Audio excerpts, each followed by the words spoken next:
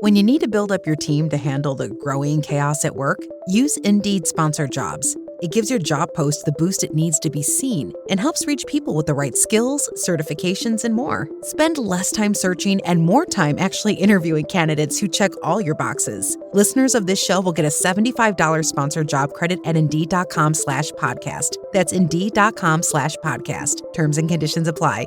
Need a hiring hero? This is a job for Indeed Sponsored Jobs. You know, I go back to 94. Mike, were you doing the Knicks back in 1994? Yeah, I was doing radio. You were doing radio. So let's go back to the finals. The Knicks are taking on the Rockets, okay? And all these people are inside Madison Square Garden watching this series. And then all of a sudden, nobody's sitting in their seats. They're all by the concession stands watching the TVs because there's a white Ford Bronco chase with O.J. Simpson and A.C. Cowlings. And isn't it ironic that yesterday, as the Knicks get set to start the Eastern Conference Finals, that Mark Furman, who became kind of the star of that O.J. trial, he died yesterday, bringing back memories of 1994, right? Yeah, I saw the news about Mark Furman, and I remember that game so well. It's Game 5. I'm sitting doing radio in the booth, and we had a TV monitor. And, you know, I'm a young broadcaster. That was the biggest game I've ever broadcast. And I'm losing my focus because I'm watching the Bronco because NBC had a split screen. They had the Bronco and they had the game. And I remember saying to my statistician, Harry Robinson, hey, Harry, you got to turn the TV off. I can't concentrate. And he went to turn the TV off. And that old broadcast location was in the middle of the stands. It was about 10 rows up. And all the fans around us, who we knew from being around all year, they're screaming at me, no, you can't turn the TV off. They wouldn't let me turn the TV off. Yeah. So here it is. It's the biggest game I've ever broadcast in my career. And I couldn't concentrate because of the compelling thing that was on the television with the white Bronco. I tell you this story. Years and years ago, Danielle and I, beautiful wife and I, went to see Billy Joel at Madison Square Garden. And you know who's standing next to us or sitting next to us? Larry Goodman, Dancing Larry.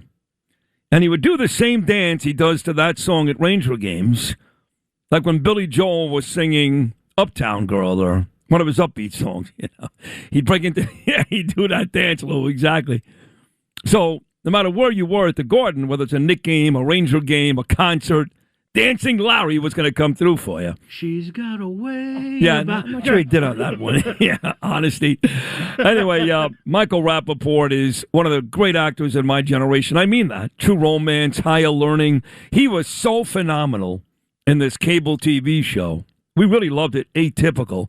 But whenever you put the TV on, you see Michael Rapaport. He's like Michael Caine. Like Michael Caine was in every movie. Everyone for about 40 years. You put on Law & Order, there's Michael Rapaport. You put on some old movie about New Edition, there's Michael Rapaport. He's a great actor. He's also a terrific comedian, but he's given up a lot.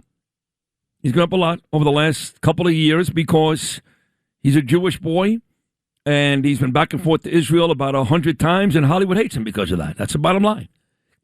He may not tell you exactly what he's lost, but I don't even know the exact numbers, but he's lost plenty. Because he's a man of integrity. He loves the Jewish people. He loves Israel, and I love him. He's got a great documentary about to come out. I can't wait to go see it on June the 9th at the Tribeca Film Festival. But he's also known, Mike Rapaport, as a huge basketball guy. In fact, when the 3-on-3 league started with Ice Cube, Mike was doing a lot of the on-court stuff. Big Knick fan, huge Knick fan. And on this day, I had to have him. So here he is. The great comedian and actor, Michael Rapaport. Mike, good morning, buddy. How are you? Sid, I am a pessimistic Knicks fan like all of the Knicks fans that are over 30 years old. Right. And the Knicks are going to win the NBA championship. I've never said that before. I've never said that before. I've never even thought it before. We're going to beat the crap out of either the Spurs or OKC. We are playing so well, so cohesively, so together, so for the team. And we are peaking. And we dominated Cleveland. I mean, if you listen to some of the clips from the post game of James Harden and Donovan Mitchell and they Kenny sound Atkinson. ridiculous. Kenny Atkinson before the game, the coach of the Cavaliers, actually said analytically we're beating the Knicks. Mind you, he's down 3-0, and even after the loss, and they lost by a lot. This was not Alonzo Mourning saying this when the Knicks had to win the game on an Allen Houston floater. They lost by an average of 25 points, and Jimmy Harden still said after the series, we're the better team. What a moron. What do you? That's going to go down in history. That's one of the worst quotes ever. They didn't just beat the crap out of Cleveland and Philadelphia and Atlanta. I mean, they dominated them. And the fact that Landry Shamet is clicking on all cylinders from top to bottom, the whole team. Like I'm not afraid of Victor Wembanyama on the Spurs. I'm not afraid of Shea. These guys are duking it out there in the West. They're going to come and beat up, tattered, and exhausted. And the Knicks have earned this break because every single game they play better and better and better and better and better. And I truly feel from the bottom of my toes to the top of my beautiful, beautiful blonde, a little bit of speckled gray hair, that the Knicks are winning the NBA championship. And I've never said that because I've been beaten down. Right. I've been disappointed like all of us. Of course. I see these kids outside of the Garden and they're having a good time. And I'm like, why are they celebrating? Because they didn't grow up the way we did. And nor should they have the pain and the disappointment and the agony that we have had. It makes me mad, though. I mentioned that in the first segment today, back at like 6 o'clock, that I see all these these young kids and these girls. Them go, Sid. Yeah, I know, but they weren't younger. there. They weren't there for the Edmund Sherrod, Rory Sparrow, Sly Williams days. Like we had to go through. They're New York fans, and, I know. And nor should they have to. We deserve better. We shouldn't be sitting here. Like I talked to people yesterday. They got voodoo dolls. People are like talking to astrologists. Some people won't move off the couch in between games, the superstition. But I go, these are all grown-ups. Yeah. The kids, they should be free. They should be excited. Let them go nuts. They shouldn't have to suffer with years and years of Charles Smith missed layups and Sly Williams, like you mentioned, and the great Michael Ray Richardson and the Bernard King, the highs, the lows, the agony, and all the Pat Ewing and the finger rolls and the Glenn Gondrezick and all of it. We shouldn't have to be that way. No, I'm you're glad right. These kids are able to. No, celebrate. you're right. They're having fun. I remember watching Michael Ray, who was my favorite Knick for a while there. Bernard King was my favorite Knick. Then Ewing. Now we'll see about Brunson, but I remember seeing Michael Ray play. They used to have this game at Kucher's Sports Academy in upstate New York every year. They called it the Maurice Stokes basketball game, Maurice Stokes. And they'd have like the greatest players in the league would go to upstate New York to Kucher's Sports Academy, and I met Michael Ray Richardson there. But I want to get back to what you said. Okay, the Knicks are going to win the championship. Okay, so if they don't, and they suffer their third consecutive NBA Finals loss right after 94 Houston. No, because I want to know. Why are you speaking these words? I know, but will you be disappointed? Because my point is, I tweeted this. Yes, I tweeted this at 4 o'clock this morning. Now the expectations are NBA Finals is not good enough. We need to be the champs. This is New York. This is not Cleveland. This is not OKC. This is not Missouri or any other. This is New York, the mecca of basketball. Madison Square Garden. They call it the city game. We have to be able to earn that and say that with pride. No, the championship, the finals means ugats. It means absolutely, positively nothing. We've done that before. We did it in 99. We've come close. We have no cigar. It do not mean a thing if you ain't got the ring, Sid. Yes, it won't mean anything. I can't take it again. I spoke it into existence. I hope I didn't jinx myself and the Knicks. But we're better. We're playing better right now, and this is what it matters. We are playing better right now than OKC and the Spurs. Yeah, both those teams. Better than anybody. No, listen, we are playing like no team I've ever seen. I didn't see Magic Lakers do this. I didn't see Birds Celtics do this. Michael's Bulls not winning by 30 points every game. 3 closeouts on the road by 25 to 30 points. I've never seen a team do that, Michael. Never. So is this? I know you love all the New York sports teams, but I love it like when you talk to my son Gabriel, because his favorite team by far is the Knicks. He likes the Yankees, he likes the Giants, but his favorite team is the Knicks. I get the feeling in terms of New York sports teams, you're with Gabriel, yes? My favorite sport is basketball, and yeah, my favorite team is the Knicks. I mean, the New York Football Giants, but it's different, like I grew up playing basketball. In New York City, basketball courts are part of the structure of New York, whether they're being used or not. Like basketball is our sport. There's baskets all over. I love basketball. I love the Knicks. I love the Garden. Have you ever played? Because I know you can play ball, Michael. I know you can play basketball. I've seen you in celebrity games over the years before you got old and the knees went on you. Have you ever played at West? Have you ever played at West 4th Street ever? I've shot around at West 4th Street. I never played at West 4th Street, but I played it. No disrespect to West 4th Street. It's a great place. It's iconic. It's competitive. The baskets, with the cage, and it's small, and it's very, very New York. But I feel like where I grew up playing in high school was even better basketball players out in Brooklyn and in those places. But I mean, New York City basketball, street ball is just, it's one of a kind. And I hope that these pickleball courts don't take over all the basketball courts. And I think that Jalen Brunson, one thing about him, Sid, is that when you look at the way he plays, the style that he plays, the basic, he doesn't dunk. He's not high flying. He's not 7'4" like Wembanyama. He's not even shooting from half court like Steph Curry. You can be like Jalen. Like you can go to the court and practice and imagine yourself being Jalen Brunson, because what he does is so fundamentally fit and so fundamentally sound. And I'm so proud of this team. They're understated. They're classy. They're like these nerds. They really, truly love each other. They understand what it means to play for New York. And I feel like as a sports fan, we couldn't have a better group of guys representing New York. No, I agree. Basketball I agree. right They're now. fighters. And by the way, my son Gabriel does play at West Fortune. You'd be proud of him, Michael. But does he? Yeah, he does. He goes out there and he actually wins every now and then. He's not taking on Lou Alcindor, of course, or Connie Hawkins, but he's out there taking on some pretty good competition and winning games. He loves that. He loves that. He loves that court. He really does. So I just had Andrew Giuliani on this show right before you, Michael, and we talked about when his father was mayor, when Rudy Giuliani was mayor, the greatest mayor ever.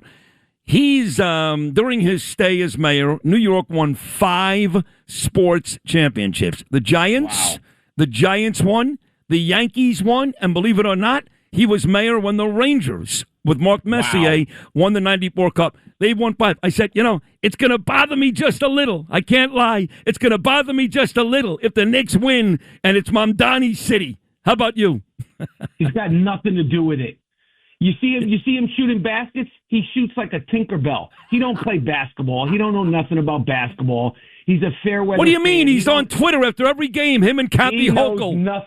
He knows nothing. You don't see him at Carl Schurz Park, right where Gracie Mansion is, shooting around. He don't play basketball. He don't know basketball. He ain't a sports guy. He don't know nothing about basketball. He don't know anything about the history of the Knicks. He doesn't know who Glenn Gondrezick is, Ray Williams. He wasn't there when we had hopes and dreams with Bill Cartwright and Marvin Webster. Yes. Give me a break. Come on. We did. We had Cartwright and Webster. And I know. And then we traded Cartwright to the Bulls to get Charles Oakley. That worked out pretty well. But, I mean, there's so many painful days. I remember, like I said earlier, watching Edmund Sherrod and Rory Sparrow and Louis Orr and drafting Kenny Skywalker. And you think Mamdani has heard of any of those guys? Any of those guys? He knows nothing. He doesn't know about a jump hook. He can't make a layup with his left hand, his right hand. I'll have a free throw shooting contest with him anytime, any play. Come on, Sid. Come on. If we win this when we win this championship, it has nothing to do with him. But let me ask you a question. Maybe you should ask one of your city people. When we win this NBA championship, I feel like the 5 boroughs deserves a parade because it is the city game. I don't know how it can't just be in Manhattan. And I love Manhattan. It's where I'm from. But every borough needs to touch the float of these I agree. players. Listen, my wife Danielle can tell you, I spent 25 years playing basketball in Marine Park, in Brooklyn. Chris Mullin, he was reared there. Some of those Boston College kids were reared there, but Chris Mullin is probably the most famous, and his brother Terrence Mullin, right there in Brooklyn, right there by that little school in Marine Park. So, and there are so many great courts. I live in Queens now, and the Bronx certainly. You're right. I don't know how you just reduce it to a Manhattan ticker tape parade. I'm sure there'll be parties in every borough. Look, I thank God I'm old enough to remember the 4 giant Super Bowl wins. 4 folks, right? The 86 over Elway and the Broncos with Bill Sims, 90 with Hostetler over the Buffalo Bills, and the 2 Eli Manning wins over New England. Mets in 86, all the Yankee championships as well. But this one, and the Rangers with just 1 in 90 years in 94. But this one, that's it, 1 in 90 years. But this one, when the Knicks, not if, like you say, when the Knicks win, this may be the biggest. You know, we always argue about the most popular sports teams in this city. And even though football is the most popular sport in this country by a mile, it's not close. The 2 biggest teams in this city are the Yankees and the Knicks. That's the bottom line. I totally agree. And because we've been so beaten down since 1973, and it's like a part of our demeanor as Knicks fans, you know, like it's shameful in a way. It's like we're not the Chicago Cubs. We're not the miserable Boston Red Sox. This shouldn't be part of our childhood, our 20s, our 30s, our 40s. We should have rings. We haven't had rings. This will be unprecedented, especially now, and the phones and the excitement and the Twitter and these young kids and the people our age and even older who have been suffering for year and year and year and year. When the Knicks win this championship, it's going to be something we've never seen before. And I just hope that when the Knicks win the championship, we celebrate, we party, and there's no destruction of the city, because it is the greatest city in the world. Right, we're not Detroit, Los Angeles. We're not going to set our cars on fire, although who knows, these pro-Hamas people may. Orrin Port checks in, my good buddy. He mentions Bob McAdoo and Spencer Haywood. Remember the great Spencer Haywood, those teams too. But yeah, we're on the verge of something very, very special here. That's the good news. But in the final 2 minutes, Michael, the bad news is we got a big rally tonight. I had Brooke Goldstein on earlier. I like her a lot. And she's putting together about 1,000. She is great. About 1,000 people at Gracie Mansion tonight in their effort to remove Mamdani. It's not going to work. The only person that can do that is Kathy Hochul. But you see this. You talked about running for mayor, and I really hope you do it. I talk about it, too, but the odds are you will do it, and I won't. Those are the overwhelmingly good odds.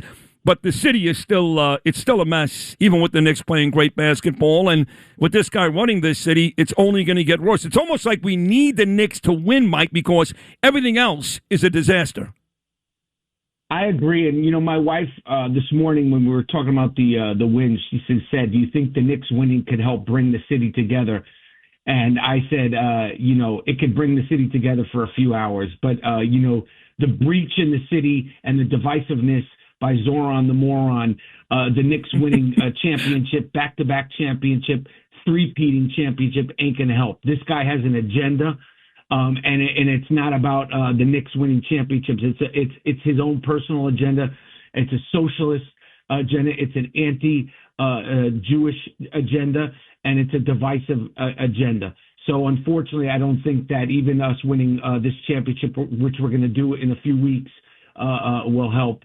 And, I just want, people to be safe, and I want people to be comfortable, and I want people, to really be proud of being from here and living here and feel comfortable and to feel, that they don't have to, feel any kind of shame for any of the beliefs. And I feel like Zoran, his legacy is he's brought that to New York, where people are feeling uncomfortable, and it's not acceptable for any city, let alone the greatest city in the world. He's completely okay with 5,000 pro-Hamas animals running the streets of Bay Ridge, but God forbid 3,000 show up outside Madison Square Garden to celebrate the Knicks. He got to shut that down. How does that make sense? Yes.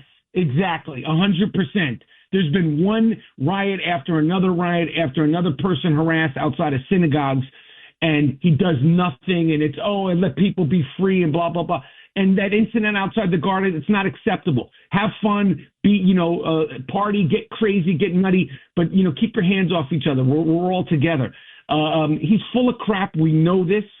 And, like I said, the Knicks winning this championship has nothing to do with Zoran the moron who can't shoot a free throw if his life depended on it. Michael, you're gorgeous. When we find out who they're going to play, again, that Western Conference Series now reduced to a best-of-3 Game 5 at the reigning champs, Oklahoma City, tonight. So whether it's Oklahoma City or San Antonio, when we find out, let's get you back here, maybe in studio, and break down the NBA Finals with you because you are the absolute best. Mike Rapaport, I love you. Thank you so much. Love you too, Sid. Have a great day, everyone. Great job. And say hello to your wife, too. She's a lovely lady. Michael Rapaport right here on Sid and Friends in the Morning. Thanks for listening to Sid and Friends in the Morning. You can hear Sid and Friends in the Morning weekday mornings at 6. If you like the podcast, share it with your friends and listen anytime at WABCRadio.com and download the WABC Radio app. Hit that subscribe button on all major podcast platforms. Plus, follow WABC on social on Instagram,